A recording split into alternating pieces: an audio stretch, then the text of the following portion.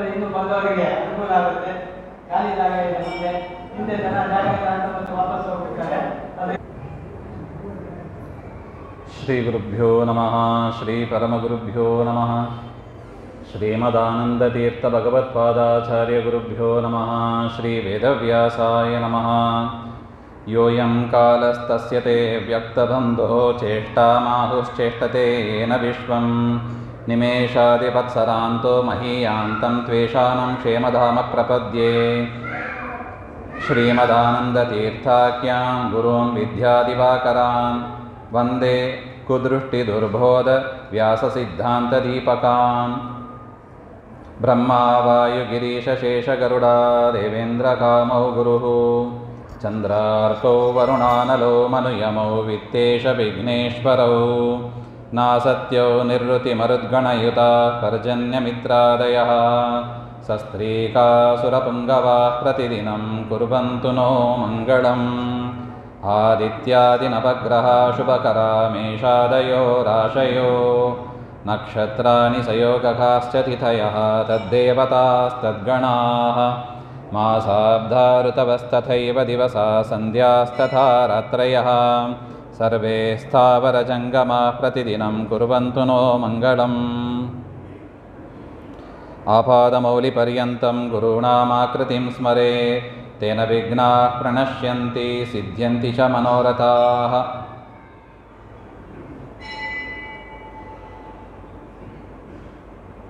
ಪರಮ ಪವಿತ್ರವಾದ ಪ್ರಭವಾದಿ ಷಷ್ಠಿ ಸಂವತ್ಸರಗಳು ಅಂತ ವಿಶೇಷ 60 ಸಂವತ್ಸರಗಳನ್ನು ಹೇಳಿದ್ದಾರೆ. ಅದರಲ್ಲಿ ಒಂದು ವಿಶ್ವಾವಸು ಅಂತ, ಅದು ಇವತ್ತಿನಿಂದ ಪ್ರಾರಂಭವಾಗ್ತಾ ಇದೆ. ಪರಮಾತ್ಮ ಕಾಲ ನಿಯಾಮಕನಾಗಿದ್ದಾನೆ. ಗುರುಗಳು ನಮಗೆ ತಿಳಿಸಿಕೊಟ್ಟಿದ್ದಾರೆ ನೋಡಿ, ಕಾಲಾಂತರ್ಗತ, ಕಾಲ ನಿಯಾಮಕ, ಕಾಲಾತೀತ, ತ್ರಿಕಾಲಜ್ಞ ಹಾಗೆ ಅಂತ. ಪರಮಾತ್ಮ ಏನಾಗಿದ್ದಾನೆ? ಕಾಲಾಂತರ್ಗತ, ನಿಮೇಷಾದಿ ವತ್ಸರಾಂತ ಅಂತ ಹೇಳ್ತಾರೆ. ಒಂದು ನಿಮಿಷದಿಂದ ಶುರು ಮಾಡಿ ಒಂದು ವತ್ಸರ, ನಿಮಿಷ ಅಂದರೆ ಕಣ್ಣು ರೆಪ್ಪೆಯನ್ನು ಬಡಿತೀವೆಲ್ಲ, ಆ ಒಂದು ಟೈಮನ್ನು ನಿಮಿಷ ಅಂತ ಕರೀತಾರೆ. ಅಲ್ಲಿಂದ ಶುರು ಮಾಡಿ ಒಂದು ವತ್ಸರ, ಇದು ಕಾಲದ ವಿಭಾಗ. ದಿವಸ, ಪಕ್ಷ, ಮಾಸ, ಋತು, ಅಯನ, ವತ್ಸರ ಎಲ್ಲವನ್ನು ಇಟ್ಕೋಬೇಕು. ಈ ರೀತಿಯಾಗಿ ಆ ವತ್ಸರ, ಒಂದು ವರ್ಷ, ಅದೆಲ್ಲದಕ್ಕೂ ಕೂಡ ನಿಯಾಮಕನಾಗಿ ಯಾರಿದ್ದಾರೆ? ಪರಮಾತ್ಮ ಇದ್ದಾನೆ ಅಂತ ನಾವು ನೋಡ್ತಾ ಇದ್ದೀವಿ. ಈ ರೀತಿಯಾಗಿ ಕಾಲಚಕ್ರ ತಿರುಗುವುದು ಪರಮಾತ್ಮನ ಅನುಗ್ರಹದಿಂದ, ಗ್ರಹಗಳು ತಿರುಗುವುದು ಶಿಂಶುಮಾರನ ಅನುಗ್ರಹದಿಂದ. ಶಿಂಶುಮಾರ ಅಂತ ಪರಮಾತ್ಮನ ಒಂದು ರೂಪ ಇದೆ. ಆ ಪರಮಾತ್ಮನ ಅಧೀನದಿಂದ ಗ್ರಹಗಳು ತಿರುಗ್ತಾ ಇವೆ ನೋಡಿ. ನಮ್ಮ ದೇವರದು ಒಂದೊಂದಕ್ಕೂ ಒಂದೊಂದು ರೂಪ ಇಟ್ಟುಕೊಂಡಿದ್ದಾನೆ. ಎಲ್ಲದಕ್ಕೂ ಒಂದೇ ರೂಪ ಇಲ್ಲ. ಆರೋಗ್ಯ ಬೇಕು, ಯಾರ ಹತ್ರ ಹೋಗಬೇಕು? ಧನ್ವಂತರಿ ಹತ್ರನೇ ಹೋಗಬೇಕು. ಧನ್ವಂತರಿ ಹತ್ರ ಹೋಗಬೇಕು. ಇನ್ನು ವಿದ್ಯೆ ಬರಬೇಕು, ಯಾರ ಹತ್ರ ಹೋಗಬೇಕು? ವೇದವ್ಯಾಸರು, ಹಯಗ್ರೀವ ದೇವರು, ಈ ರೀತಿಯಾಗಿ ಹೋಗಬೇಕು. ಇನ್ನು ಜ್ಯೋತಿಷ್ಯ, ಗ್ರಹಗಳ ಒಂದು ತೊಂದರೆಯಾಗಿದೆ, ಯಾರ ಹತ್ರ ಹೋಗಬೇಕು? ಶಿಂಶುಮಾರನ ಪೂಜೆಯನ್ನು ಮಾಡ್ರಿ ಅಂತ ಹೇಳ್ತಾರೆ. ಶಿಂಶುಮಾರನ ಭಾಗವತ ಕೇಳಬೇಕು. ಶಿಂಶುಮಾರನ ವಿಚಾರ ತುಂಬ ಚೆನ್ನಾಗಿದೆ. ಪರಮಾತ್ಮನ ಒಂದೊಂದು ಅವಯವಗಳಲ್ಲಿ 27 ನಕ್ಷತ್ರಗಳು ಇದೆ ಅಂತ. ನಕ್ಷತ್ರಗಳು ಅಂದರೆ ಏನು? ಅದು ಕೂಡ ಒಂದು ಭಾಸಮಾನವಾದ, ಸಂಚರಿಸ್ತಾ ಇರತಕ್ಕದ್ದು. ನಕ್ಷತ್ರಗಳು ಒಂದೇ ಕಡೆ ಇರುತ್ತದೆ ಅಂತ ಹೇಳ್ತಾರೆ. ಅದು ಚಲಿಸ್ತಾನೂ ಇರುತ್ತದೆ ಅದು, ಆದರೆ ನಮ್ಮ ದೃಷ್ಟಿಗೆ ಒಂದೇ ಕಡೆ ಇದ್ದಂಗೆ ಕಾಣಿಸ್ತದೆ ಅದು. ಈ ರೀತಿಯಾಗಿ ಇಡೀ ಗ್ರಹಗಳು, ನಕ್ಷತ್ರಗಳು ಇದೆಲ್ಲವೂ ಕೂಡ ಯಾರ ಅಧೀನ? ಪರಮಾತ್ಮನ ಅಧೀನ. ಶಿಂಶುಮಾರ ರೂಪಿ ಪರಮಾತ್ಮನ ಅಧೀನವಾಗಿದೆ. ಅದರಿಂದ ಮೊದಲೇ ಹೇಳಿಬಿಡ್ತೀವಿ, ನಿಮಗೇನಾದರೂ ಗ್ರಹದಲ್ಲಿ ತೊಂದರೆ ಆಯಿತು, ಜ್ಯೋತಿಷ್ಯದಲ್ಲಿ, ಜಾತಕದಲ್ಲಿ ತೊಂದರೆ ಆಯಿತು, ಏನು ಮಾಡಬಾರ್ದು? ಹೆದರಬಾರ್ದು. ಏನು ಮಾಡಬಾರ್ದು? ಯಾವಾಗ ಹೆದರಿಕೆ ಇರುತ್ತದೆ? ಯಾವಾಗ ನಮಗೆ ಪರಿಹಾರ ಗೊತ್ತಿಲ್ಲ ಆವಾಗ ಹೆದರಿಕೆ ಇರುತ್ತದೆ. ಆಯವ್ಯಯ ಹೇಳಲಿಕ್ಕಿದ್ದಾರೆ, ನನಗೆ ಎಷ್ಟು ಲಾಭ ಆಗಲಿಕ್ಕಿದೆ, ಎಷ್ಟು ನಷ್ಟ ಆಗಲಿಕ್ಕಿದೆ. ಹಾಗೆಂದು ಕೂಡ ನಾವು ಏನು ಮಾಡಬಾರ್ದು? ಹೆದರಬಾರ್ದು. ಏನು ಮಾಡಬೇಕು? ಪರಿಹಾರ ಹುಡುಕಬೇಕು. ಪರಿಹಾರ ಹುಡುಕಬೇಕು. ಯಾವುದು ಪರಿಹಾರ? ಇಲ್ಲಿರುವ ರಾಮಚಂದ್ರ ಬೇರೆ ಇಲ್ಲ, ಶಿಂಶುಮಾರ ಬೇರೆ ಇಲ್ಲ. ಇಲ್ಲಿರುವ ರಾಮಚಂದ್ರ ದೇವರಿಗೆ ನಾವು ನೋಡಿದ್ದೀವಿ ನೋಡಿ, ಇಂದ್ರದೇವರು ನಮಗೆ ಸಂದೇಶ ಕೊಟ್ಟಿದ್ದಾರೆ. ಪಾಪಗಳು ಮಾಡುವುದು ಸಹಜ, ಆ ಗ್ರಹದ ದೋಷಗಳ ಪ್ರಾಯಶ್ಚಿತ್ತ ದೋಷ ನಿವೃತ್ತಿಗಾಗಿ ಏನು ಮಾಡಬೇಕು? 3 ಹೇಳಿದ್ದಾರೆ. ಒಂದು ಪ್ರದಕ್ಷಿಣೆ ನಮಸ್ಕಾರ, ಇನ್ನೊಂದು ವಿಶೇಷವಾದ ಅಭಿಷೇಕಗಳು. ನೋಡಿ, ಇವತ್ತು ತೈಲಾಭ್ಯಂಜನ ಮಾಡಿರ್ತಾರೆ. ವಿಶೇಷವಾಗಿ ತೈಲದ ಅಭಿಷೇಕ ಮಾಡಬೇಕು. ಅಲ್ಲಿ ತೋತಾದ್ರಿನಾಥ ಅಂತ ಇರ್ತಾರೆ, ಅವರಿಗೆ ನಿತ್ಯ ಎಣ್ಣೆಯಲ್ಲೇ ಅಭಿಷೇಕ ಬಂತು. ತಮಿಳುನಾಡು ದೇಶದಲ್ಲಿ ಇದೆ ಅದು, ಸ್ವಯಂಭಕ್ತ ಕ್ಷೇತ್ರದಲ್ಲಿ ಒಂದು. ಅದರಿಂದ ಅಂಥ ಜಾಗಗಳನ್ನು ನೋಡಿ ಕೇಳಿ ತಿಳಿದು ಅಲ್ಲಿಗೆ ಹೋಗಿ ನಾವೇನು ಮಾಡಬೇಕು? ಅಭಿಷೇಕಾದಿಗಳನ್ನು ನಮಸ್ಕಾರವನ್ನು ಮಾಡಬೇಕು. 3ನೇದು ಯಾವುದು? ನಾಮತ್ರಯ. ಅಚ್ಯುತಾಯ ನಮಃ, ಅನಂತಾಯ ನಮಃ, ಗೋವಿಂದಾಯ ನಮಃ ಅಂತ ಹೇಳಿದರೆ ಅನೇಕ ದೋಷಗಳು ನಮಗೆ ಪರಿಹಾರ ಆಗ್ತದೆ ಹಾಗೆ ಅಂತ. ಅದರಿಂದ ನಾವು ಯಾರೂ ಕೂಡ ಒಳ್ಳೆ ಮನಸ್ಸು ಉಳ್ಳವರು, ದುಷ್ಟರು ಅವ್ರು ಮೊದಲೇ ಹೆದರೋದಿಲ್ಲ. ಅದರಿಂದ ಅವರ ವಿಚಾರ ನಾವು ವಿಚಾರ ಮಾಡಲಿಕ್ಕೆ ಬೇಕಾಗಿದೆ ಇಲ್ಲ. ಸಜ್ಜನರು ಅಂತ ಯಾರಿದ್ದಾರೆ ಅವರಿಗೆ ಹೇಳತಕ್ಕ ವಿಚಾರ, ಹೆದರಬೇಡಿ, ಕಷ್ಟದಲ್ಲಿ ಬಂದರೆ ಪರಿಹಾರವನ್ನು ಹುಡುಕಿ ಅಂತ ಹೇಳ್ತಾರೆ ನೋಡಿ. ಆ ರೀತಿಯಾಗಿ ಈ ಒಂದು ನಾಮತ್ರಯ ಸ್ಮರಣೆ, ದೇವರಿಗೆ ಅಭಿಷೇಕ ಮತ್ತು ದೇವರಿಗೆ ಪ್ರದಕ್ಷಿಣೆ ನಮಸ್ಕಾರ ಏನು ಕಷ್ಟ ಇಲ್ಲ ನೋಡಿ, ಸುಲಭ ಇದೆ. ಸುಲಭನೋ ಹರಿ ಅಂತ ದಾಸರು ಹೇಳಿಬಿಟ್ಟಿದ್ದಾರೆ. ಸುಲಭನೋ ಹರಿ ತನ್ನವರನು ಅರೆಗಳಿಗೆ ಬಿಟ್ಟಗಲನೋ ಹಾಗೆ ಅಂತ. ಈ ರೀತಿಯಾಗಿ ಆ ವಿಶ್ವಾವಸು ಎನ್ನತಕ್ಕ ಒಂದು ಸಂವತ್ಸರ ಶುರುವಾಗುವ ದಿವಸ ಇವತ್ತು ನಾವೇನು ಮಾಡಬೇಕು? ಚೈತ್ರಾದ ಉಷಸಿ ಸ್ಮರನ್ ಮುರರಿಪುಂ ಚೋತ್ತಾಯ ಶಾಂತಸ್ವರೇ ವೃದ್ಧೋಕ್ತಿ ಪರಿಗೃವ್ಯ ನಿಂಬಕದಲಂ ಪ್ರಾಶ್ಯಾಜ್ಯ ಪಾತ್ರೆ ಸ್ವಕಂ ವಕ್ತ್ರಂ ವೀಕ್ಷ್ಯ ಸುದರ್ಪಣೆ ಚ ಸುಹೃದಾ ಸ್ನಾತ್ವಾ ಸಮಂ ಭೂಷಿತಃ ಶ್ರುತ್ವಾ ವರ್ಷಫಲಂ ಪ್ರಿಯೈ ಸಹ ಮುದಾ ಭುಂಜೀತ ದೈವಜ್ಞಕೈಃ. ಇವತ್ತು ಮಾಡಬೇಕಾದ ಕರ್ತವ್ಯ ಅಂದರೆ ಬೆಳಿಗ್ಗೆ ಬೇಗ ಏಳಬೇಕು.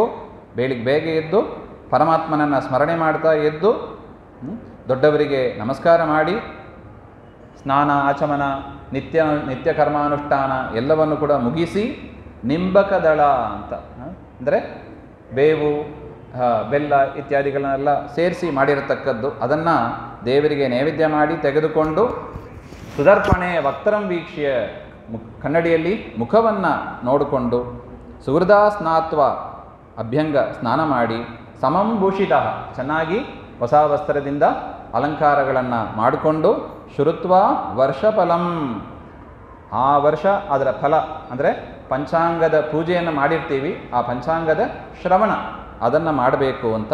ಪ್ರಿಯೈ ಸಹ ಮುದಾ ಭುಂಜೀತ, ನಿಮ್ಮ ಬಂಧು ಬಾಂಧವರು ಜೊತೆಗೆ ಕೂಡಿ ಏನು ಮಾಡಬೇಕು? ಊಟವನ್ನು ಮಾಡಬೇಕು. ಇದು ಇವತ್ತು ಮಾಡಬೇಕಾದ ಒಂದು ವಿಚಾರ. ಸಾಮಾನ್ಯವಾಗಿ ಪಂಚಾಂಗ ಶ್ರವಣ ಯಾವಾಗಿರ್ತದೆ? ಬೆಳಿಗ್ಗೆ ಇರುತ್ತದೆ. ಯಾವಾಗ ಹೇಳ್ತಾರೆ? ಸೂರ್ಯೋದಯ ಆದ ಕೂಡಲೇ ಮಾಡಬೇಕು ಅಂತ ಹೇಳ್ತಾರೆ. ಸೂರ್ಯೋದಯ ಆದ ಕೂಡಲೇ ಮಾಡಬೇಕು ಅಂತ. ಆದರೂ ರಾಮದೇವರ ಸನ್ನಿಧಾನ ಕಾಲಾಂತರ್ಗತ ಕಾಲ ನಿಯಾಮಕ, ದೇವರೇ ಆಗಿದ್ದಾನೆ. ದೇವರ ಇಚ್ಛೆಗೆ ಯಾವಾಗ ಬಂತು ಅಟ್ಲೀಸ್ಟ್ ಆಗಲಾರು ನಾವು ಕೇಳೋಣ ಅಂತ. ಸ್ವಸ್ತಿ ಶ್ರೀಹಿ, ಎಲ್ಲರಿಗೂ ಕೂಡ ಸ್ವಸ್ತಿಯಾಗಲಿ ಅಂತ ಪ್ರಾರ್ಥನೆಯನ್ನು ಮಾಡುತ್ತಾ, ಸೂರ್ಯ ಶುದ್ಧಾಂತ ಮತೇನ ಸಮಸ್ತ ಜಗದ್ ಉತ್ಪತ್ತಿ ಸ್ಥಿತಿ ಲಯ ನಿಯಮನ ಜ್ಞಾನ ಅಜ್ಞಾನ ಬಂಧಮೋಕ್ಷ ಕಾರಣಸ್ಯ ಶ್ರೀ ಮಹಾವಿಷ್ಣೋಃ ನಾಭಿಕಮಲೋದ್ಭವಸ್ಯ ಚತುರ್ಮುಖ ಬ್ರಹ್ಮಣಃ ಪರಮಾಯು ವರ್ಷಶತಂ. ಇವತ್ತು ನಾವು ವಿಚಾರ ಮಾಡಬೇಕಾದ ಒಂದು ವಿಷಯ ಅಂದರೆ ಬ್ರಹ್ಮದೇವರ ಆಯುಷ್ಯ ಎಷ್ಟು ಹಾಗೆ ಅಂತ. ಅಲ್ಲ, ಬ್ರಹ್ಮದೇವರಿಗೆ ನಮಗೇನು ಸಂಬಂಧ ಅಂತ ಕೇಳ್ಬೋದು. ಬ್ರಹ್ಮದೇವರಿಗೆ ನಮಗೇನು ಸಂಬಂಧ? ಬ್ರಹ್ಮದೇವರಿಗೆ ಏನಂತ ಹೆಸರು? ಪಿತಾಮಹರು ಅಂತ ಹೆಸರು. ಇಡೀ ಜಗತ್ತಿನ ಪಿತಾಮಹರು ಅಂದರೆ ಮೊದಲು ಪರಮಾತ್ಮ ನಾಭಿಕಮಲದಿಂದ ಸೃಷ್ಟಿ ಮಾಡಿದ್ದೇ ಬ್ರಹ್ಮದೇವರನ್ನು. ಅವರಿಂದಲೇ ಇಡೀ ಪ್ರಪಂಚ ಪರಮಾತ್ಮನ ಆಜ್ಞೆಯಂತೆ ಸೃಷ್ಟವಾಯಿತು. ಅದರಿಂದ ನಾವು ಯಾಕೆ ಅವರ ಆಯುಷ್ಯ ತಿಳ್ಕೊಂಡು ನಾವೇನು ಮಾಡೋದು ಹಾಗೆಂತ ಕೇಳಿದರೆ, ಅವರ ಆಯುಷ್ಯ ಮುಗಿಯುವಾಗಲೇ ಪ್ರಳಯ ಅಂತಕ್ಕದ್ದು ಆಗತಕ್ಕದ್ದು, ಮಹಾಪ್ರಳಯ ಅಂತ ಕರೀತಾರೆ. ಅದು ಯಾವಾಗ ಆಗ್ತದೆ? ಬ್ರಹ್ಮದೇವರ 100 ವರ್ಷ ಆದ ಕೂಡಲೇ.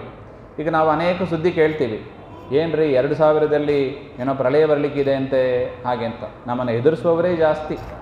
ಅದು ಇನ್ನೂ ಫೇಸ್ಬುಕ್ಕು ವಾಟ್ಸಾಪ್ ಅಂತ ಬಂದುಬಿಟ್ಟಿದೆ, ಎಲ್ಲ ಕಡೆ ಸುದ್ದಿ ಬೇಗ ಹರಡಿಬಿಟ್ಟಿದೆ. ಆ ರೀತಿಯಾಗಿ ತುಂಬ ಜನ ಕೇಳಿದರು, ಏನ್ರಿ 2000ದಲ್ಲಿ ಏನೋ ಆಗ್ತದಂತೆ ಹಾಗೆ ಅಂತ. ಏನಾಯಿತು 2000ದಲ್ಲಿ? ಏನೂ ಆಗಿಲ್ಲ. ನಮಗೆ ಸರಿಯಾದ ಕಾಲದ ಜ್ಞಾನ ಇದು ಬಿಟ್ಟರೆ ನಮಗೇನಿರೋದಿಲ್ಲ, ಭಯ ಇರೋದಿಲ್ಲ. ಅದರಿಂದ ಮಹಾಪ್ರಳಯ ಬರೋದು ಯಾವಾಗ? ಬ್ರಹ್ಮದೇವರ 100 ವರ್ಷ ಆದ ಮೇಲೆ ಬರೋದು. ಅಷ್ಟು ತನಕ ನಿಶ್ಚಿಂತವಾಗಿ ಜಗತ್ತಿರುತ್ತದೆ. ಜಗನ್ನಾಥನಾದ ಪರಮಾತ್ಮ ರಕ್ಷಣೆ ಮಾಡ್ತಾ ಇದ್ದಾನೆ, ಅದರಿಂದ ಯಾವ ಭಯವೂ ಬೇಡ ಹಾಗೆ ಅಂತ. ಅದರಿಂದ ಬ್ರಹ್ಮದೇವರ ಆಯುಷ್ಯ ಎಷ್ಟು ಮುಗಿದಿದೆ ಈಗ ಹಾಗೆ ಅಂತ ನಾವು ಅದನ್ನು ಚಿಂತನೆಯನ್ನು ಮಾಡಬೇಕು ಅಂತ ಹೇಳ್ತಾ ಇದ್ದಾರೆ. ಅವರಿಗೆ 100 ವರ್ಷ ಅಂತ ನೋಡಿದ್ದೀವಿ. 100 ವರ್ಷದಲ್ಲಿ 50 ವರ್ಷ ಕಳೆದಿದೆ. ಈಗ 51ನೇ ವರ್ಷದಲ್ಲಿ ಅವರು ಇದ್ದಾರೆ ಹಾಗೆ ಅಂತ. ಎಷ್ಟನೇ ವರ್ಷ? 51ನೇ ವರ್ಷ. ಎಷ್ಟನೇ ದಿವಸ?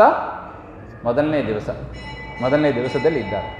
ಈಗ ನಮ್ಮ ಒಂದು ಲೆಕ್ಕಾಚಾರಕ್ಕೆ ಬರೋಣ. ನಮಗೆ ನಾವು ನೋಡಿದ್ದೇವೆ 30 ದಿವಸಗಳು 1 ಮಾಸ ಹಾಗೆ ಅಂತ. ಅದೇ ಥರ 12 ತಿಂಗಳು ಕಳೆದರೆ 1 ವರ್ಷ ಹಾಗೆ ಅಂತ. ಈ ರೀತಿಯಾಗಿ ಕೃತಯುಗದಲ್ಲಿ 4 ಯುಗ ನೋಡಿದ್ದೀವಿ. ಯಾವುದು? ಕೃತ, ತ್ರೇತ, ದ್ವಾಪರ, ಕಲಿ ಅಂತ. ಈಗ ನಾವು ಇರತಕ್ಕದ್ದು ಕಲಿಯುಗದಲ್ಲಿ. ಈ ಕಲಿಯುಗದಲ್ಲಿ ಎಷ್ಟು ವರ್ಷಗಳಿದೆ? 4,32,000 ವರ್ಷಗಳಿದೆ. ಎಷ್ಟು? 4,32,000. ಎಷ್ಟು ಕಳೆದಿದೆ ಹಾಗೆಂದರೆ 5,126 ವರ್ಷ. ಗತಿ ಕಲಿವರ್ಷ. 4,32,000 ವರ್ಷಗಳು ಇದೆ ಕಲಿಯುಗ. ಕಳೆದಿರೋದು ಎಷ್ಟು? 5,126. ಇನ್ನು ಎಷ್ಟು ಉಳಿದಿದೆ? 4,26,874 ವರ್ಷಗಳು ಇನ್ನೂ ಉಳಿದಿದೆ. ಯಾವುದು? ಕಲಿಯುಗ. ಅದರಿಂದ ಪ್ರಳಯ ಬರ್ತದೆ, ಏನೋ ಆಗ್ತದೆ, ಜಗತ್ತೇ ಹಾಳಾಗಿಬಿಡುತ್ತದೆ.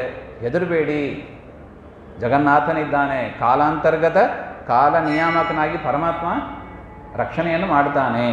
ಅದರಿಂದ ಇದು ಕಲಿಯುಗದ ಒಂದು ಪ್ರಮಾಣ ಅಂತ. ಆದರೆ ಇದಕ್ಕಿಂತ ಡಬಲ್ ಇರತಕ್ಕದ್ದು ಇದಕ್ಕಿಂತ ಹಿಂದಿನ ಯುಗ. 4 ಯುಗ. ಹಿಂದಿನದ್ದು ದ್ವಾಪರ, 8,64,000 ವರ್ಷಗಳು ಅಂತ ಅದು ಮುಗಿದಿದೆ. ತದನಂತರ ತ್ರೇತಾಯುಗ, ಅದಕ್ಕೂ ಹಿಂದಿನದ್ದು. ಅಲ್ಲಿ 12,16,000 ವರ್ಷ. ಅದಕ್ಕೂ ಹಿಂದೆ ಕೃತಯುಗ 14,28,000 ವರ್ಷ ಅಂತ. ಈ 4 ಯುಗವನ್ನು ಸೇರಿ ಏನಂತ ಕರೀತಾರೆ? ಒಂದು ಮಹಾಯುಗ ಅಂತ ಕರೀತಾರೆ. ಒಂದು ಮಹಾಯುಗ ಅಂದರೆ ಯಾವುದು? ಕೃತ, ತ್ರೇತ, ದ್ವಾಪರ, ಕಲಿ. ಈ 4 ಯುಗವನ್ನು ಸೇರಿದರೆ ಸುಮಾರು ಎಷ್ಟು? 43,20,000 ವರ್ಷ. 43,20,000 ಇಯರ್ಸ್. ಇದನ್ನು ಒಂದು ಮಹಾಯುಗ ಅಂತ ಕರೀತಾರೆ. ಈ ರೀತಿಯಾದ ಒಂದು ಮಹಾಯುಗ 71 ಬಾರಿ ತಿರುಗಿದರೆ ಅದನ್ನೇನು ಕರೀತಾರೆ? ಒಂದು ಮನ್ವಂತರ ಅಂತ ಕರೀತಾರೆ. ಅದನ್ನು ಒಂದು ಮನ್ವಂತರ ಅಂತ ಕರೀತಾರೆ. ಆ ರೀತಿಯಾಗಿ 14 ಮನ್ವಂತರ ಕಳೆದರೆ ಬ್ರಹ್ಮದೇವರಿಗೆ ಒಂದು ಹಗಲು. ಅದೇ ರೀತಿಯಾಗಿ 14 ಮನ್ವಂತರ ಕಳೆದರೆ ಬ್ರಹ್ಮದೇವರಿಗೆ ಒಂದು ರಾತ್ರಿ. ಲೆಕ್ಕ ಮಾಡಲಿಕ್ಕೆ ಆಗ್ತದಾ? ಎಷ್ಟು ವರ್ಷಗಳಿದೆ? ಆ ರೀತಿಯಾಗಿ 360 ದಿವಸ ಕಳೆದರೆ ಅವರಿಗೆ ಒಂದು ವರ್ಷ. ಆ ರೀತಿಯಾಗಿ ಇಂಟು 100 ಮಾಡಿದರೆ 100 ವರ್ಷ ಅಂತ. ಇದು ಬ್ರಹ್ಮದೇವರ ಆಯುಷ್ಯ. ಈಗ ಎಷ್ಟು ಕಳೆದಿದೆ ಅವರಿಗೆ? 51 ವರ್ಷ. ಮೊದಲನೇ ದಿವಸ. ಅದರಲ್ಲಿ 6 ಮನ್ವಂತರ ಕಳೆದಿದೆ. ಇದು 7ನೇ ಮನ್ವಂತರ. ಯಾವ ಮನ್ವಂತರ? ವೈವಸ್ವತ ಮನ್ವಂತರ ಅಂತ ನಾವು ಕರಿತೀವಿ ಇದನ್ನು. ಅದರಿಂದ ಯಾರೂ ಹೆದರಬೇಕಾಗಿಲ್ಲ. ಅಷ್ಟು ಬೇಗ ಏನು ಪ್ರಳಯ ಬರೋದಿಲ್ಲ. ಈ ಭೂಮಿ ಸುರಕ್ಷಿತವಾಗಿ ಇರುತ್ತದೆ. ಭೂವರಾಹ ದೇವರು ಇದ್ದಾರೆ, ಸುರಕ್ಷಿತವಾಗಿ ನೋಡ್ಕೋತಾರೆ ಅಂತ ಇದನ್ನು ನಾವು ಈ ಒಂದು ಸಂದರ್ಭದಲ್ಲಿ ವಿಚಾರ ಮಾಡಬೇಕು ಅಂತ ಹೇಳ್ತಾ ಇದ್ದಾರೆ. ಇನ್ನು ಕೃತಯುಗದ ಧರ್ಮವನ್ನು ಏನು ಅಂತ ನೋಡಿದರೆ ಶುಕ್ಲವರ್ಣ ನಾರಾಯಣ. ನೋಡಿ, ಆ ಯುಗಕ್ಕೆ ತಕ್ಕಂತೆ 4 ಯುಗದಲ್ಲಿ ಪರಮಾತ್ಮನ ರೂಪಗಳನ್ನು ಏನು ಚಿಂತನೆ ಮಾಡಬೇಕು ಅಂತ ಹೇಳ್ತಾರೆ. ಕೃತಯುಗದಲ್ಲಿ ಬಿಳಿ ರೂಪ ವರ್ಣಗಳನ್ನು ಚಿಂತನೆ ಮಾಡಬೇಕಂತ ನಾರಾಯಣ ಅಂತ. ಧರ್ಮ 4 ಪಾದದಲ್ಲಿ ಇದೆ ಅಂತ. ಕೃತಯುಗದಲ್ಲಿ ಧರ್ಮ ಒಂದು ಎತ್ತು ಅಂತ ತಿಳ್ಕೊಳ್ಳಿ. ಎತ್ತಿಗೆ ಎಷ್ಟು ಕಾಲು ಇರುತ್ತದೆ? 4 ಪಾದ. 4 ಪಾದದಲ್ಲಿ ಧರ್ಮ ಸುರಕ್ಷಿತವಾಗಿ ಓಡಾಡ್ತಾ ಇತ್ತು ಅಂತ. ಇನ್ನು ಪ್ರಾಣ. ಕೃತಯುಗದಲ್ಲಿ ಪ್ರಾಣ ಎಲ್ಲಿತ್ತು ಮನುಷ್ಯರಿಗೆ? ಅಸ್ಥಿಗತ ಪ್ರಾಣ ಅಂತ ಹೇಳ್ತಾರೆ. ಅಸ್ಥಿಯಲ್ಲಿ ಇತ್ತು. ಸತ್ಯವಾದಿ ಜನರೆಲ್ಲ ಹೇಗಿದ್ದರು? ಸತ್ಯವಾದಿಗಳು. ಮನುಷ್ಯೋಚ್ಛತ 28 ಹಸ್ತ. 28. ಎಷ್ಟು ಎತ್ತರ ಇದ್ದರು ಕೃತಯುಗದ ಜನರು? 28 ಫೀಟ್. ಎಷ್ಟು? 28 ಫೀಟ್. ಆಯುಷ್ಯ 1,00,000 ವರ್ಷ. ಆಯುಷ್ಯ ಎಷ್ಟಿತ್ತು? 1,00,000 ವರ್ಷ. ಸಪ್ತವಾರಂ ಧಾನ್ಯೋತ್ಪತ್ತಿ, ಒಂದು ವರ್ಷದಲ್ಲಿ ಎಷ್ಟು ಬಾರಿ ಧಾನ್ಯ ಉತ್ಪತ್ತಿ ಆಗ್ತಾ ಇತ್ತು? 7 ಬಾರಿ. ಈಗ 2 ಬಾರಿ. ಮುಂದೆ ನೋಡ್ಲಿಕ್ಕಿದ್ವಿ. ಸುವರ್ಣ ಭಾಂಡಾನಿ, ಭಾಂಡಗಳು ಯಾವುದರಿಂದ ಆದದ್ದು? ಬಂಗಾರದ ಪಾತ್ರೆಗಳು. ರತ್ನಮಯೋ ವ್ಯಾಪಾರ, ವ್ಯಾಪಾರ ರತ್ನಮಯ. 20 ಪುಣ್ಯ, ಪಾಪ 0. ಕೃತಯುಗದಲ್ಲಿ ಹೇಗಿತ್ತು? ಒಂದು ಕರ್ಮ ಮಾಡಿದರೆ ಪೂರ್ತಿ ಪುಣ್ಯನೇ ಬರೋದು, ಪಾಪ ಕರ್ಮ ಅಂತ ಇಲ್ಲವೇ ಇಲ್ಲ. ದುಷ್ಟರು ಇದ್ದರು, ಸಜ್ಜನರ ವಿಚಾರ ಹೇಳ್ತಾರೆ. ಅದನ್ನು ಮೊದಲೇ ಹೇಳಿದ್ದೀನಿ. ಇದೆಲ್ಲ ಹೇಳಿದರು ಯಾರ ವಿಚಾರ? ಸಜ್ಜನರ ವಿಚಾರ. ಇನ್ನು ತ್ರೇತಾಯುಗ, ಅಲ್ಲಿ ರಕ್ತವರ್ಣೋ ನಾರಾಯಣ. ನೋಡಿ, ಬಿಳಿ ಬಣ್ಣ ನಾರಾಯಣ ಯಾರು? ಹಯಗ್ರೀವ, ಬಿಳಿ ಬಣ್ಣದಲ್ಲಿ ಇರ್ತಾನೆ. ರಕ್ತವರ್ಣ ನಾರಾಯಣ ಯಾರು? ಪರಶುರಾಮ. ಸೂಪರ್, ಪರಶುರಾಮ. ಮತ್ತು ತ್ರಿಪಾದೋ ಧರ್ಮ, ಆ ಧರ್ಮ ಎಷ್ಟು ಪಾದದಲ್ಲಿ ಇತ್ತು? 3 ಪಾದದಲ್ಲಿ. ಯಾವಾಗ? ತ್ರೇತಾಯುಗದಲ್ಲಿ. ಮಾಂಸಗತ ಪ್ರಾಣ, ಪ್ರಾಣ ಎಲ್ಲಿತ್ತು? ಮಾಂಸದಲ್ಲಿ ಇತ್ತು. ಮನುಷ್ಯೋಚ್ಚತ 14 ಹಸ್ತ, ಮನುಷ್ಯರ ಎತ್ತರ ಎಷ್ಟಿತ್ತು? 14 ಫೀಟ್. ನೋಡಿ, ಅರ್ಧ ಕಡಿಮೆ ಆಗೋಯ್ತು. ಮನುಷ್ಯ ಆಯುರ್ಮಾನ ಎಷ್ಟು? 10,000 ವರ್ಷ. ಪಂಚವಾರಂ ಧಾನ್ಯೋತ್ಪತ್ತಿ. ರೌಪ್ಯ ಭಾಂಡಾನಿ, ಪಾತ್ರೆಗಳು ಯಾವುದು? ಬೆಳ್ಳಿದು. ಸುವರ್ಣಮಯೋ ವ್ಯಾಪಾರ. 15 ಪುಣ್ಯ, 5 ಪಾಪ. ಸ್ವಲ್ಪ ವ್ಯತ್ಯಾಸ ಆಯಿತು. ಒಂದು ಕೆಲಸ ಮಾಡಿದರೆ 15 ಪುಣ್ಯ, 5 ಪಾಪ. ಇನ್ನು ದ್ವಾಪರ ಯುಗದಲ್ಲಿ ಪೀತವರ್ಣೋ ನಾರಾಯಣ, ಪೀತವರ್ಣ ಹಳದಿ ಬಣ್ಣ, ಹಳದಿ ಬಣ್ಣದ ನಾರಾಯಣ. ದ್ವಿಪಾದೋ ಧರ್ಮ, 2 ಪಾದದ ಧರ್ಮ. ಮತ್ತು ರುಧಿರಗತ ಪ್ರಾಣ, ಪ್ರಾಣ ಎಲ್ಲಿತ್ತು? ರುಧಿರಗತವಾಗಿತ್ತು. ನಾವು ಅದಕ್ಕೆ ಹಿರಣ್ಯಕಶಿಪುವನ್ನು ವಿಚಾರ ಕೇಳ್ತೀವಿ. ಅಸ್ಥಿಗತ ಪ್ರಾಣ, ಅವನು ತಪಸ್ ಮಾಡಿದಾಗ ಏನಿತ್ತು?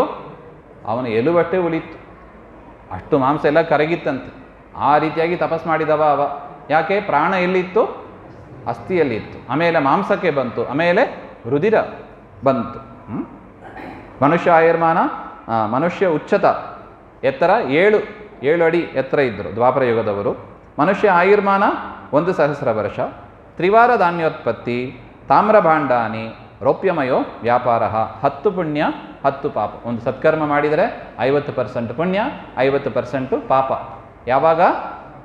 ದ್ವಾಪರ ಯುಗದಲ್ಲಿ. ಇನ್ನು ಕಲಿಯುಗದಲ್ಲಿ ಕೃಷ್ಣವರ್ಣೋ ನಾರಾಯಣ. ಎಂಥ ಪರಮಾತ್ಮನ ಉಪಾಸನೆ ಮಾಡಬೇಕು? ಕಪ್ಪು ಬಣ್ಣದವ. ಯಾರು? ಹೆಸರೇ ಕೃಷ್ಣ, ಕಪ್ಪು ಬಣ್ಣದವ ಅಂತಲೇ ಅರ್ಥ. ಕೃಷ್ಣನ ಉಪಾಸನೆ, ವೇದವ್ಯಾಸರ ಉಪಾಸನೆ, ಅವರು ಕೂಡ ಕಪ್ಪು ಬಣ್ಣವೇ. ಆ ರೂಪವನ್ನು ಉಪಾಸನೆ ಮಾಡಬೇಕು. ಏಕಪಾದೋ ಧರ್ಮ, ಎತ್ತಿಗೆ 3 ಪಾದ ಔಟ್. ಎಷ್ಟಿದೆ? ಒಂದೇ ಅದರಿಂದಲೇ ಧರ್ಮಾಚರಣೆ ಕಲಿಯುಗದಲ್ಲಿ ಭಾರಿ ಕಡಿಮೆ ಇರುತ್ತದೆ. ಪ್ರಾಣ ಎಲ್ಲಿ? ಅನ್ನಗತ ಪ್ರಾಣ. ನಾವು ಕೇಳಿದ್ದೀವಿ, ಪ್ರಸಿದ್ಧ ಇದು. ಊಟ ಬಿದ್ದರೆ ಪ್ರಾಣ, ಪ್ರಾಣ ಬಂದ ಮನೆಗೆ ಅಂತ ಆಗ ಹಾಡು ಶುರುವಾಗುತ್ತದೆ. ಅಲ್ಲಿ ತನಕ ಪ್ರಾಣದೇವರೆಲ್ಲ ಹೊರಗೆ ಹೋಗಿರ್ತಾರೆ. ಅನ್ನ ಬಿತ್ತು ಪ್ರಾಣ ಬಂದ ಮನೆಗೆ. ಮನುಷ್ಯ ಆಯುರ್ಮಾನ ಮನುಷ್ಯೋಚ್ಚತ 3,500 ಹಸ್ತ. ಮನುಷ್ಯರ ಎತ್ತರ ಎಷ್ಟಿರುತ್ತದೆ? 3.5. ನೋಡಿ, 7 ಇತ್ತು, 3.5 ಆಗ್ತಾಯಿದೆ. ಅಲ್ಲಲ್ಲ, ನಾವು ಸ್ವಲ್ಪ ಎತ್ತರ ಇದ್ದೀವಲ್ಲ, ನಮಗೆ ಖುಷಿ. 5 ಅಡಿ ಇದ್ದೀವಿ, 6 ಅಡಿ ಇದ್ದೀವಿ ಅಂತ. ಇನ್ನು ಕಲಿಯುಗ ಮುಂದೆ ಬರಲಿಕ್ಕಿದೆ. ಕಲಿಯುಗದ ಯಾವ ಸ್ಟೇಜಲ್ಲಿ ಇದ್ದೀವಿ ನಾವು? ಆರಂಭದ ಹಂತದಲ್ಲಿ ಇದ್ದೀವಿ. 4,32,000 ವರ್ಷ ಅಂತ ನೋಡಿದ್ದೀವಿ. ಈಗಿನ್ನೂ 5,000 ಕಳೆದಿದೆ. ಅದರಿಂದ ಸಾಮಾನ್ಯವಾಗಿ ಕಲಿಯುಗದಲ್ಲಿ ಎತ್ತರ ಎಷ್ಟು? 3.5 ಇಷ್ಟೇ. ಅಷ್ಟು ಎತ್ತರಕ್ಕೆ ಬಂದ್ಬಿಡ್ತಾರೆ ಮನುಷ್ಯರು. ಮನುಷ್ಯ ಆಯುರ್ಮಾನಂ 120 ವರ್ಷಗಳು. ಆಯುಷ್ಯ ಎಷ್ಟು? 120 ವರ್ಷ. ಅಸತ್ಯವಾದಿ ಜನ, ಹೌದಲ್ಲ? ನಮ್ಮದೇ ಕತೆ ಇದು. ಎಂಥವರು? ಅಸತ್ಯವಾದಿ ಜನ. ಹೆಸರಿಗೆ ಮಾತ್ರ ಸತ್ಯನಾರಾಯಣ ಅಂತ, ಅವತ್ತೊಂದು ದಿನ ಮಾತ್ರ ಸತ್ಯನಾರಾಯಣ ಪೂಜೆ, ಮಿಕ್ಕಿದ ದಿವಸ ಎಲ್ಲ ಸುಳ್ಳೆ. ದ್ವಿವಾರಂ ಧಾನ್ಯೋತ್ಪತ್ತಿ, ಧಾನ್ಯೋತ್ಪತ್ತಿ 2 ಬಾರಿ ನೋಡ್ಲಿಕ್ಕಿದ್ದೀವಿ. ಇದೆಲ್ಲ ಯಾತಕ್ಕೆ ಹೇಳ್ತಾರೆ ಅಂದರೆ, ಮುಂದೆ ಧಾನ್ಯೋತ್ಪತ್ತಿ ನೋಡ್ಲಿಕ್ಕಿದ್ದೀವಿ ನಾವು. ನಮಗೆ ಬೇಕೋ ಬೇಡವೋ ಇದೆಲ್ಲ? ಬೇಕು. ಧರ್ಮ ಬೇಕು, ಧಾನ್ಯೋತ್ಪತ್ತಿಯ ವಿಚಾರ ಬೇಕು, ಊಟ ಬೇಕಲ್ವ? ಅನ್ನಗತ ಪ್ರಾಣ. ನೋಡಿ, ಈಗೆಲ್ಲ ಗೊತ್ತಾಗ್ತದೆ ನೋಡಿ. ಯಾಕೆ ವ್ಯವಸಾಯ, ಯಾಕೆ ಮಳೆಗಳು, ಯಾಕೆ ಮಳೆ ಬರೋದಕ್ಕೆ ಉಪಾಯ ಏನು, ಈಗ ಇದೆಲ್ಲ ಗೊತ್ತಾಗ್ತದೆ ನೋಡಿ.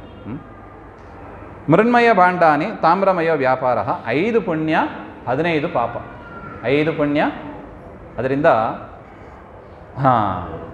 ಕೃತಯುಗದಲ್ಲಿ ಕಲಿಯುಗದಲ್ಲಿ ಪುಣ್ಯ ಕೆಲಸ ಮಾಡ್ತೀವಿ ಅಂತ ಹೋಗಿ ಮಾಡಿಕೊಳ್ಳೋದೇನೋ ಪಾಪವೇ. ಯಾಕೆ ನೋಡಿ, 5 ಪುಣ್ಯ, ಒಂದು ಪುಣ್ಯ ಕೆಲಸ ಮಾಡಲಿಕ್ಕೆ ಅಂತ ಹೋದರೆ ಪಾಪನೇ ಜಾಸ್ತಿ ಆಗೋದು. ಅದರಿಂದ ಏನು ಮಾಡಬೇಕು? ಯಾಕೆ ಅಷ್ಟಾರು ಮಾಡಬೇಕು? ಅದನ್ನು ಬಿಡ್ಲಿಕ್ಕೆ ಹೋಗಬಾರ್ದು. ಹೇಗಿದ್ರೂ ಪಾಪ ಬರ್ತದೆ, ಸುಮ್ಮನೆ ಯಾಕೆ ಮಾಡ್ತೀನಿ ಬಿಡಕ್ಕೆ ಹೋಗಬೇಡಿ. ಏನು ಮಾಡಬೇಕು? ಈಗ ಇಂಟ್ರೆಸ್ಟ್ ಕಡಿಮೆ ಕೊಡ್ತಾರೆ ಅಂದರೆ ಏನು ಮಾಡ್ತೀವಿ? ಜಾಸ್ತಿ ದುಡ್ಡು ಇನ್ವೆಸ್ಟ್ ಮಾಡ್ತೀವಿ. ನೋಡಿ, ಇಂಟ್ರೆಸ್ಟ್ ಕಡಿಮೆ ಇದೆ, ಫಿಕ್ಸಡ್ ಡೆಪಾಸಿಟಲ್ಲಿ ಇಂಟ್ರೆಸ್ಟ್ ಕಡಿಮೆ ಇದೆ. ಆದರೂ ಏನು ಮಾಡ್ತೀವಿ? ಸಾಕು, ನೀವು ಇಂಟ್ರೆಸ್ಟೇ ಬೇಡ ಅಂತ ವಾಪಸ್ ಕೊಡ್ತೀರಾ? ಯಾರಾದರೂ ಇಂಟ್ರೆಸ್ಟ್ ವಾಪಸ್ ಕೊಡೋರು ಇದ್ದೀರಾ? ಬೇಕು, 5% 6% ಅದು ಕೊಡಿ ಅಂತ ತೊಗೋತೀವಿ ಅಲ್ಲೋ. ಆದರೆ ಏನು ಮಾಡ್ತೀವಿ? ಹೆಚ್ಚು ದುಡ್ಡನ್ನು ಹೇಗೆ ಇನ್ವೆಸ್ಟ್ ಮಾಡ್ತೀವೋ ಅದೇ ಥರ ಹೆಚ್ಚು ಸತ್ಕರ್ಮಗಳನ್ನು ಮಾಡಬೇಕು. ಹೆಚ್ಚು ಸತ್ಕರ್ಮ ಮಾಡಬೇಕು ಅಂದರೆ ಯಾವುದು ಸತ್ಕರ್ಮ? ನಾವು ಹಿಂದೆ ನೋಡಿದ್ದೀವಿ, ರುಕ್ಮಿಣೀಶ ವಿಜಯ ಮರಿಬಾರದು. ದೇವರಿಗೆ ಪ್ರದಕ್ಷಿಣೆ ನಮಸ್ಕಾರ, ದೇವರಿಗೆ ಅಭಿಷೇಕ, ದೇವರ ನಾಮಸ್ಮರಣೆ. ಇಂದ್ರದೇವರು ನಮಗೆ ಪಾಠ ಹಾಕಿ ಕೊಟ್ಟಿದ್ದಾರೆ. ಕೊಟ್ಟರೆ ಧಾನ್ಯೋತ್ಪತ್ತಿ ಚೆನ್ನಾಗಿ ಆಗ್ತದೆ. ಮಳೆ ಬರಬೇಕು ಅಂದರೆ ಇಂದ್ರದೇವರ ಅನುಗ್ರಹ ಬೇಕು. ಇಂದ್ರದೇವರು ಅದಕ್ಕೆ ನೋಡಿ, ರುಕ್ಮಿಣೀಶ ವಿಜಯ ಯಾಕೆ ಹೇಳಿಸಿದರು? ಮಳೆ ಬರಬೇಕು ಅಂದರೆ ಎಷ್ಟು ಔಚಿತ್ಯ ಇದೆ ನೋಡಿ. ಆ ಇಂದ್ರದೇವರು ನಮಗೆ ಆದೇಶ ಮಾಡಿ ಹೋಗಿದ್ದಾರೆ, ಹೀಗೀಗೆ ಮಾಡಿ ಹಾಗೆ ಅಂತ. ಆ ರೀತಿಯಾಗಿ ಇದು ಆ ಯುಗಗಳ ಧರ್ಮ ಅಂತ ಹೇಳಿ, ಈ ರೀತಿಯಾಗಿ ಈ 7ನೇ ಮನ್ವಂತರ, ವೈವಸ್ವತ ಮನ್ವಂತರ, ಅದರಲ್ಲಿ ಇದು 28ನೇ ಕಲಿಯುಗ. ಇನ್ನು ಎಷ್ಟಿದೆ? 71 ಮಹಾಯುಗ ಕಳೀಬೇಕು. 71 ಮಹಾಯುಗ ಕಳೆದರೆ ಒಂದು ಮನ್ವಂತರ ಮುಗೀತದೆ ಅಂತ. ಈಗಿನ್ನು 28ನೇ ಕಲಿಯುಗದಲ್ಲಿ ಇದ್ದೀವಿ.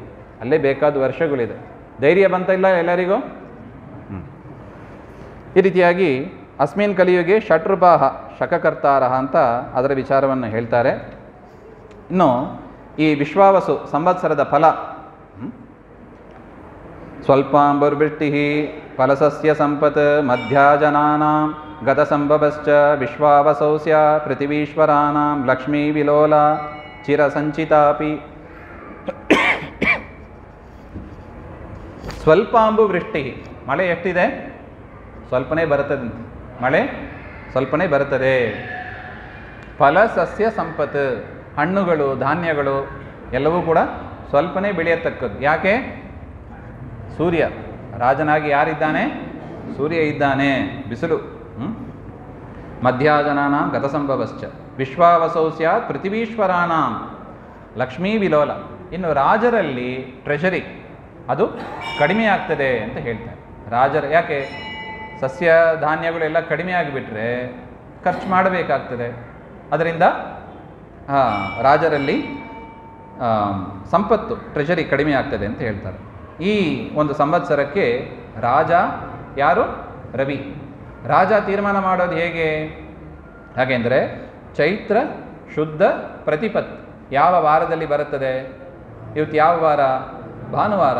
ಅವರೇ ರಾಜ ಅಂತ ತೀರ್ಮಾನ ಮಾಡೋದು. ಸೂರ್ಯ ರಾಜನಾಗಿದ್ದರೆ ಏನಾಗ್ತದೆ? ಧಾನ್ಯ ಪುಷ್ಪ ಫಲ ಮೂಲ ವಿನಾಶ. ಧಾನ್ಯ ಪುಷ್ಪ ಫಲ ಇದರ ಎಲ್ಲವೂ ಕೂಡ ವಿನಾಶ ಜಾಸ್ತಿ ಇರುತ್ತದೆ. ಚೋರಬೀಹಿ, ಚೋರರ ಭಯ ಇರುತ್ತದೆ. ನೋದಕ ಲೇಷ, ನೀರು ಸ್ವಲ್ಪನೇ ಇರುತ್ತದೆ ಅಂತ. ಭೂಮಿಪಾಲ ಕಲಹ, ರಾಜರ ಮಧ್ಯದಲ್ಲಿ ಕಲಹಗಳು ಇರುತ್ತದೆ ಹಾಗೆ ಅಂತ. ಪ್ರಾಣಿನಾಂ ದಿನಕರೋ ಯದಿ ಭೂಪಃ ಹಾಗೆ ಅಂತ. ಇನ್ನು ಮಂತ್ರಿ ಯಾರು?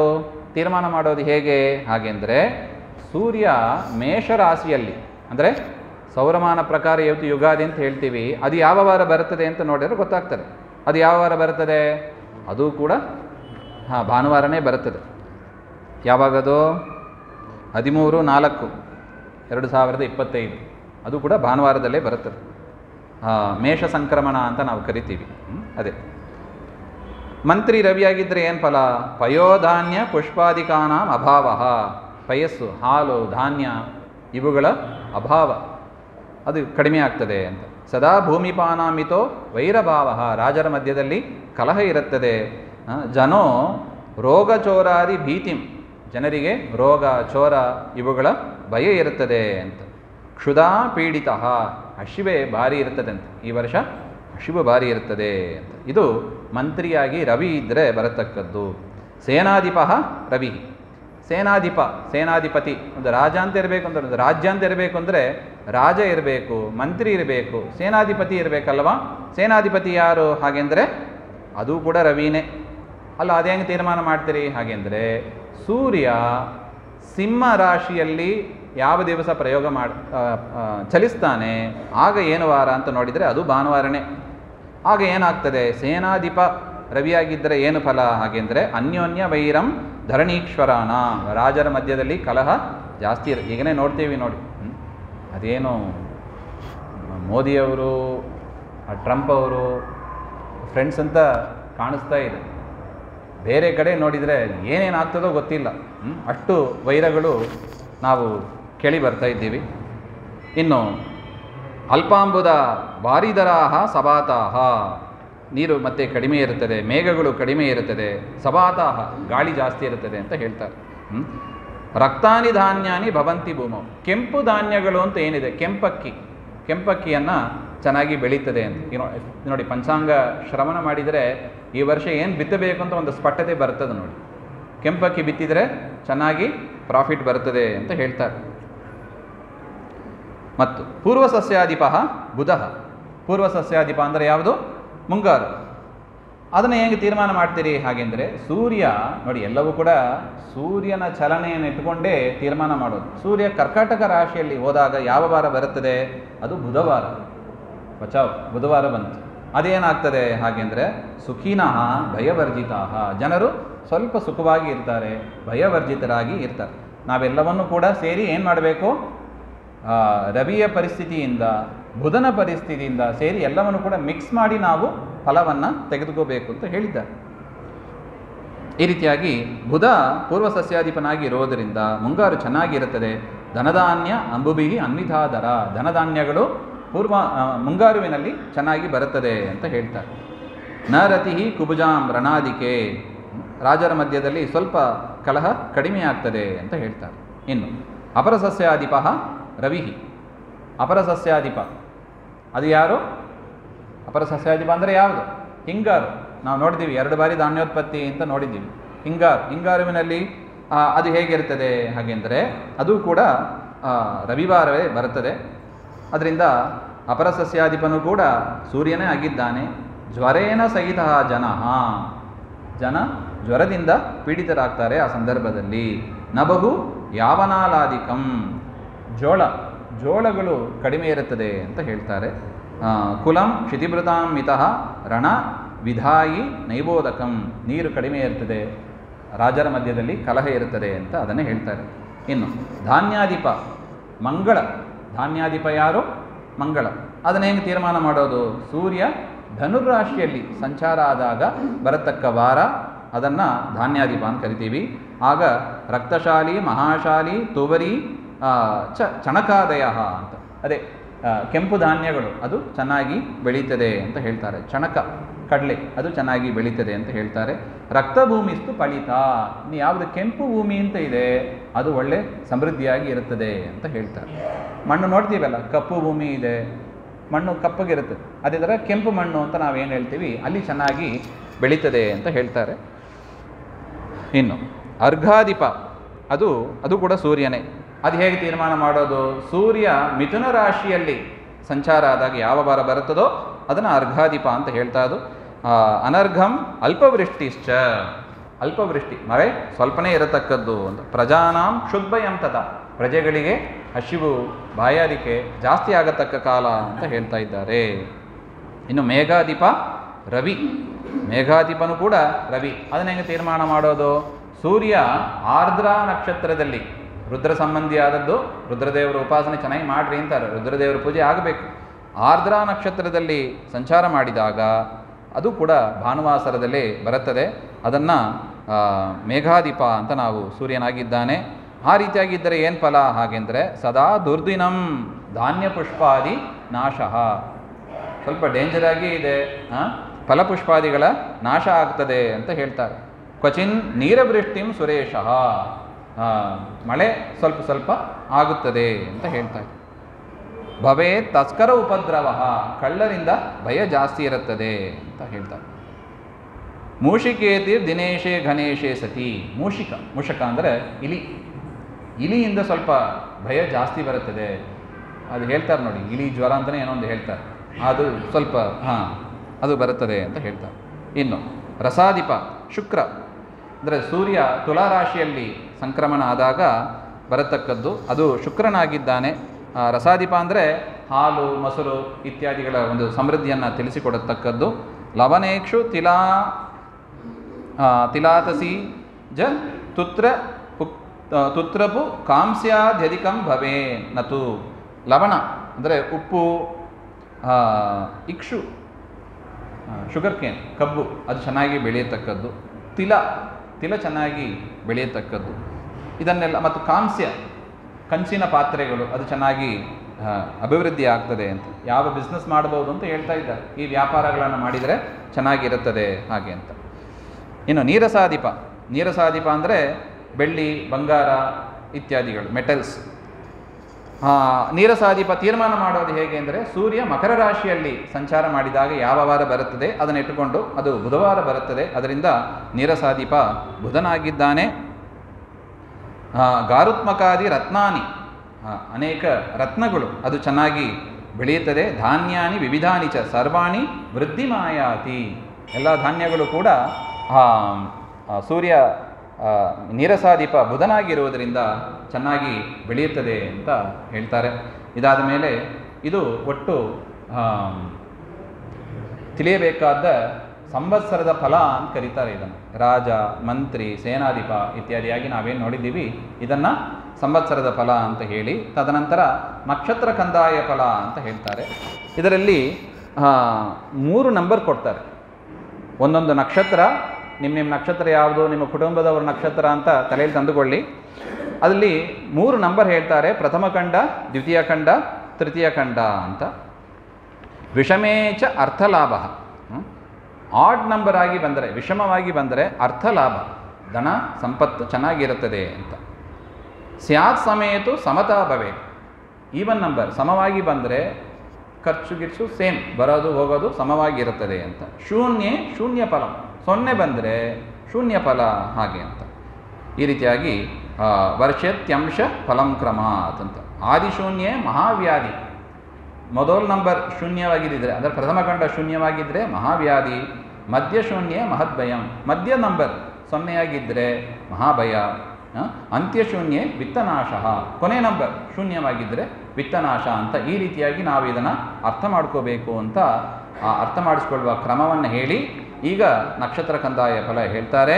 ಮೊದಲು ಅಶ್ವಿನಿ 3, 0, 1 ಹಾಗೆ 3, 0, 1 ನೋಡಿ. 3, 1 ಸಂಖ್ಯೆ ಹೇಗಿದೆ? ವಿಷಮ ಸಂಖ್ಯೆ ಆಗಿದೆ. ವಿಷಮ ಸಂಖ್ಯವಾಗಿದ್ದರೆ ಅರ್ಥಲಾಭ ಅಂತ ಹೇಳಿದ್ದಾರೆ. 3, 0, 1 ಈ ರೀತಿಯಾಗಿ ಎಲ್ಲವನ್ನು ತಿಳ್ಕೋಬೇಕು. ಭರಣಿ 6, 1, 4 ಇಲ್ಲಿ ಏನಾಗಿದೆ? ಸಮವಾಗಿ ಬಂದಿದೆ. 6, 4 ಎಲ್ಲ ಸಮ ಸಂಖ್ಯೆ, ಈವನ್ ನಂಬರ್, ಅದು ಸಮವಾಗಿ ಬರುತ್ತದೆ ಅಂತ. ಅಂದರೆ ಬರೋದು ಹೋಗೋದು ಎಲ್ಲವೂ ಕೂಡ ಸಮವಾಗಿರುತ್ತದೆ ಅಂತ ಅರ್ಥ. ಇನ್ನು ಕೃತಿಕಾ ನಕ್ಷತ್ರ 1, 2, 2, ರೋಹಿಣಿ 4, 0, 0, ಮೃಗಶಿರ 7, 1, 3, ಆರ್ದ್ರ 2, 2, 1, ಪುನರ್ವಸು 5, 0, 4, ಪುನರ್ವಸು 0, 1, 2, ಆಶ್ಲೇಷ 3, 2, 0, ಮಘಾ ನಕ್ಷತ್ರ 6, 0, 3, ಪೂರ್ವ ಪಾಲ್ಗುಣಿ 1, 1, 1, ಉತ್ತರ ಪಾಲ್ಗುಣಿ 4, 2, 4, ಹಸ್ತ ನಕ್ಷತ್ರ 7, 0, 2, ಚಿತ್ರಾ ನಕ್ಷತ್ರ 2, 1, 0, ಸ್ವಾತಿ ನಕ್ಷತ್ರ 5, 2, 3, ವಿಶಾಖ 0, 0, 1, ಅನುರಾಧ 3, 1, 4, ಜ್ಯೇಷ್ಠ ನಕ್ಷತ್ರ 6, 2, 2, ಮೂಲ ನಕ್ಷತ್ರ 1, 0, 0, ಪೂರ್ವಾಷಾಢ 4, 1, 3, ಉತ್ತರಾಷಾಢ 7, 2, 1, ಶ್ರವಣ ನಕ್ಷತ್ರ 2, 0, 4, ಧನಿಷ್ಠ 5, 1, 2, ಶತಭಿಷ 0, 2, 0, ಪೂರ್ವಭದ್ರ 3, 0, 3, ಉತ್ತರಾಭದ್ರ 6, 1, 1, ರೇವತಿ 1, 2, 4 ಅಂತ ಇದನ್ನು ನಾವು ಅರ್ಥ ಮಾಡ್ಕೋಬೇಕು. ಇನ್ನು ಮೇಷಾದಿ ರಾಶಿನ ಆಯ ವ್ಯಯ ಫಲಂ ಅಂತ ರಾಶಿಯನ್ನು ಇಟ್ಟುಕೊಂಡು ಈಗ ಹೇಳ್ತಾ ಇದ್ದಾರೆ.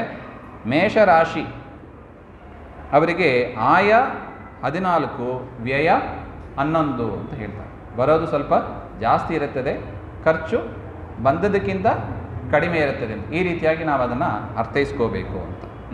ವೃಷಭ 8, 5, ಮಿಥುನ 14, 2, ಕರ್ಕಾಟಕ 8, 14, ಸಿಂಹ 10, 11,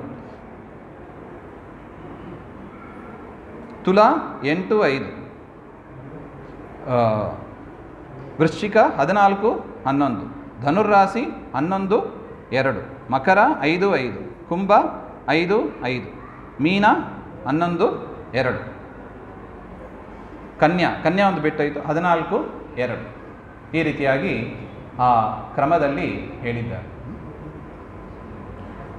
ಇನ್ನು ಸೂರ್ಯ ಸಿದ್ಧಾಂತ ರೀತಿಯ ಮೇಷ ಸಂಕ್ರಮಣ ಹೇಳಿದಂತೆ 13ನೇ ತಾರೀಕು ಚೈತ್ರ ಕೃಷ್ಣ ಪ್ರತಿಪತ್ತು ರವಿವಾಸರದಲ್ಲಿ 58ನೇ ಗಳಿಗೆ 23 ವಿಗಳಿಗೆಗೆ ಆಗ್ತದೆ. ಅದರ ಫಲವೂ ಕೂಡ ಹೀಗೆ ಇದೆ.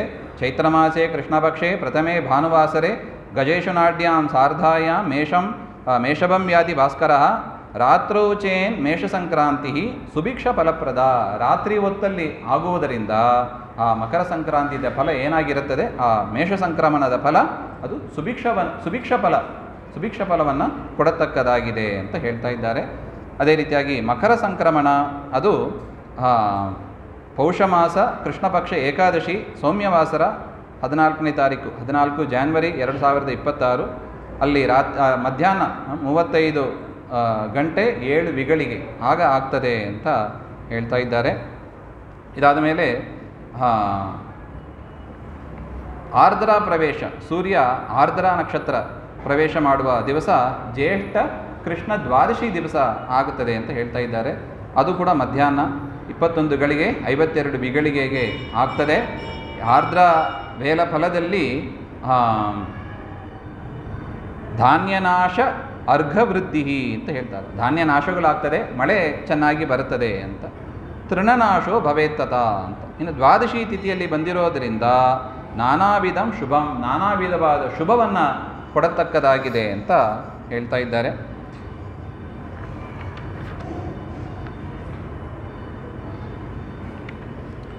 ಇದಾದ ಮೇಲೆ ಗ್ರಹಣಗಳ ವಿಚಾರ. 2 ಗ್ರಹಣಗಳನ್ನು ಹೇಳಿದ್ದಾರೆ. ರಾಹುಗ್ರಸ್ತ ಖಗ್ರಾಸ ಚಂದ್ರಗ್ರಹಣ ಅದು ಭಾದ್ರಪದ ಪೌರ್ಣಿಮಾ ದಿವಸ ಬರುತ್ತದೆ ಅಂತ ಹೇಳ್ತಾ ಇದ್ದಾರೆ. ಅಂದರೆ 7ನೇ ತಾರೀಕು ಸೆಪ್ಟೆಂಬರ್ 2025 ಭಾನುವಾರ ರಾತ್ರಿ 21 ಗಂಟೆ 57 ನಿಮಿಷಕ್ಕೆ ಪ್ರಾರಂಭವಾಗ್ತದೆ. ಮೋಕ್ಷ 1 ಗಂಟೆ 27 ನಿಮಿಷಕ್ಕೆ ಮುಗೀತದೆ. ಸುಮಾರು 3.5 ತಾಸು ಇರುತ್ತದೆ. 3.5 ತಾಸು ಗ್ರಹಣ ಕಾಲ ಇರುತ್ತದೆ. ಏನು ಮಾಡಬೇಕು ಹಾಗೆಂದರೆ ಸ್ಪರ್ಶ ಆದಾಗ ಸ್ನಾನ ಮಾಡಬೇಕು. ಮಧ್ಯದಲ್ಲಿ ಜಪ ಪಾರಾಯಣ, ಅಧಿಕಾರಿಗಳಾದವರು ತರ್ಪಣ ಇವುಗಳನ್ನು ಕೊಡಬೇಕು. ಮೋಚನ ಕಾಲದಲ್ಲಿ ದಾನ, ಗ್ರಹಣ ಕಾಲ ನಿಮಿತ್ತ ದಾನಗಳನ್ನು ಮಾಡಬೇಕು. ಮತ್ತು ಗ್ರಹಣ ಮೋಕ್ಷ ನಂತರ ಮತ್ತೆ ಸ್ನಾನ ಮಾಡಬೇಕು ಅಂತ ಇದನ್ನು ಹೇಳಿದ್ದಾರೆ. ಇದಾದ ಮೇಲೆ ಕೇತುಗ್ರಸ್ತ ಖಂಡಗ್ರಾಸ ಚಂದ್ರಗ್ರಹಣ ಅಂತ ಹೇಳ್ತಾ ಇದ್ದಾರೆ. ಅದು ಫಾಲ್ಗುಣ ಪೂರ್ಣಿಮಾ ಅವತ್ತು ಬರುತ್ತದೆ. ಅಂದರೆ 3 ಮಾರ್ಚ್ 2026 ಮುಂದಿನ ವರ್ಷದಲ್ಲಿ ಮಂಗಳವಾರ ಬರುತ್ತದೆ. ರಾತ್ರಿ 18 ನಿಮಿಷ ಸಾಯಂಕಾಲ 18 ಗಂಟೆ 34 ನಿಮಿಷಕ್ಕೆ ಶುರುವಾಗಿ 13 ನಿಮಿಷಗಳು ಅಷ್ಟೇ ಇರುತ್ತದೆ. ಭಾರಿ ಅಲ್ಪಕಾಲ ಇರತಕ್ಕದ್ದು. ಎಲ್ಲಿ ಚಂದ್ರೋದಯ ಲೇಟ್ ಆಗ್ತದೆ ಅಲ್ಲಿ ಗ್ರಹಣವೇ ಇರೋದಿಲ್ಲ ಅಂತ ಅದನ್ನು ಕೂಡ ಹೇಳಿದ್ದಾರೆ. ಅದರಿಂದ ನಮಗಂತೂ ಬೆಂಗಳೂರಿಗಂತೂ ಅದು ಇದ್ದೇ ಇರುತ್ತದೆ ಅಂತ ಒಟ್ಟು ವಿಚಾರ. ಬೇರೆ ಬೇರೆ ಪ್ರಾಂತ್ಯದವರು ಪಂಚಾಂಗವನ್ನು ನೋಡಿ ಸರಿಯಾಗಿ ತಿಳಿಯತಕ್ಕದ್ದು ಅಂತ. ಈ ರೀತಿಯಾಗಿ ಗ್ರಹಣಗಳು 2 ಸೂರ್ಯಗ್ರಹಣ ಇದೆ, ಭಾದ್ರಪದ ಅಮಾವಾಸ್ಯೆ ಮತ್ತು ಮಾಘ ಅಮಾವಾಸ್ಯೆ ಅಂತ. ಅದು ಭಾರತದಲ್ಲಿ ಗೋಚರ ಆಗೋದಿಲ್ಲ, ಅದರಿಂದ ಅವುಗಳ ಆಚರಣೆ ಇರೋದಿಲ್ಲ ಅಂತ ಇಷ್ಟು ವಿಚಾರವನ್ನು ಹೇಳಿದ್ದಾರೆ. ಈ ರೀತಿಯಾಗಿ ಇದು ಪಂಚಾಂಗ ಶ್ರವಣ. ಇದನ್ನು ನಾವು ಈ ದಿವಸ ಮಾಡಬೇಕು ಅಂತ ಮೊದಲಿಂದ ಬಂದಿರತಕ್ಕ ಒಂದು ಸಂಪ್ರದಾಯ. ಹಿಂದೆ ತಿಳಿಸಿದಂತೆ ನಾವು ಯಾರೂ ಕೂಡ ಹೆದರಬೇಕಾಗಿಲ್ಲ. ಪರಮಾತ್ಮನ ನಂಬಿದವರು, ಆಸ್ತಿಕ ಜನರನ್ನು ರಕ್ಷಣೆ ಮಾಡೋದಕ್ಕೆ ಯಾರಿದ್ದಾರೆ? ಹರಿವಾಯು ಗುರುಗಳು ನಮ್ಮ ಜೊತೆಗೆ ಇದ್ದೇ ಇದ್ದಾರೆ. ಅದರಿಂದ ವಿಶೇಷವಾಗಿ ಅವರ ಒಂದು ನಮಸ್ಕಾರ, ಅವರ ಒಂದು ಅಭಿಷೇಕ, ಅವರ ಒಂದು ನಾಮಸ್ಮರಣೆ, ಅಚ್ಯುತಾನಂದ ಗೋವಿಂದ ನಾಮೋಚ್ಚಾರಣ ಭೇಷಜಾತ್ ನಶ್ಯಂತಿ ಸಕಲ ರೋಗಾ ಸತ್ಯಂ ಸತ್ಯಂ ವದಾಮ್ಯಹಂ ಅಂತ ಇಷ್ಟು ವಿಚಾರವನ್ನು ಹೇಳ್ತಾ ಸೇರಿದ ಎಲ್ಲ ಜನರಿಗೂ ಕೂಡ ಹರಿವಾಯು ಗುರುಗಳ ಅನುಗ್ರಹ ಆಗಲಿ ಅಂತ ಪ್ರಾರ್ಥನೆಯನ್ನು ಮಾಡುತ್ತಾ ಯಸ್ಸರ್ವಗುಣ ಸಂಪೂರ್ಣ ಸರ್ವದೋಷ ವಿವರ್ಜಿತ ಪ್ರಿಯತಾಂ ಪ್ರೀತೇವಾಲಂ ವಿಷ್ಣುರ್ಮೇ ಪರಮಸುಹೃತ್ ಶ್ರೀಮಧ್ವಾಂತರ್ಗತ ಶ್ರೀಕೃಷ್ಣಾರ್ಪಣಮಸ್ತು ಅನೇನ ಭಾವಿ ಯತ್ಪುಣ್ಯಂ ತದಾಪ್ನೋತು ಗುರುನ್ ಮಮ ಶುಭಾನ್ ಧ್ಯಾಯಂತಿ ಏಕಾಮಾನ್ ಗುರುದೇವ ಪ್ರಸಾದಜಾನ್ ಇತರಾನ್ ಆತ್ಮಪಾಪೋಕ್ತಾನ್ ತೇಷಾಂ ವಿದ್ಯಾ ಫಲಿಷ್ಯತಿ.